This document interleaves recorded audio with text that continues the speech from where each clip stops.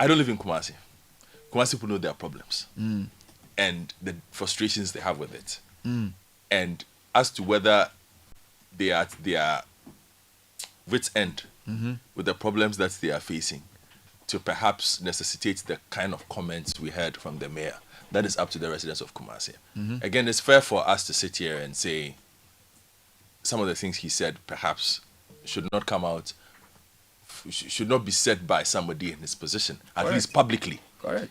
In a private meeting. Did you even think about it privately? No, but I told you that this morning I have whipped 8 people in my head on my way to work. That's in your head. You shouldn't even discuss it privately. Oh no, but I would have discussed it with you. Anyway. But we are not public officials. We are, sort of. We don't have power to do anything. He has power. He can't use it to beat people. Hold on, let me make my point. So he understands the frustrations of the city he's in and what he has to deal with. Again, like I'm saying, perhaps he could have chosen his words a bit better. Some of the points he did not need to express publicly.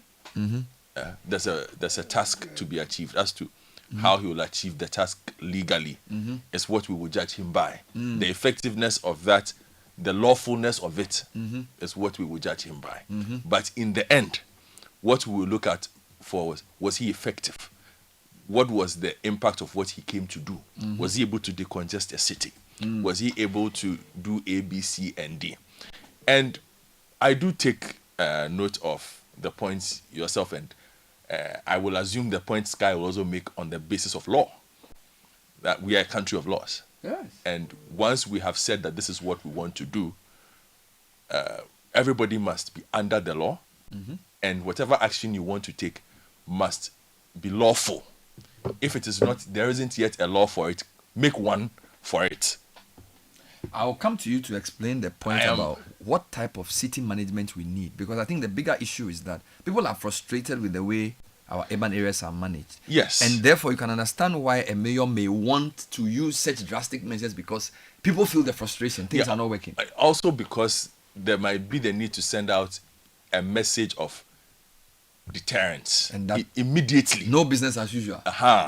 So that somebody might say this might be a tactic, however misplaced that tactic was, to try and get it to people's heads that this particular mayor will not be one who will tolerate indiscipline, indiscipline and flouting of city bylaws again. So we'll wait to see how it's done. But you must also understand a lot of the messages that have been sent. I'm going to ask you that. Why are people, a lot of comments seem to suggest that he's right. Not necessarily. And it worries me. It worries me. Because here's the thing.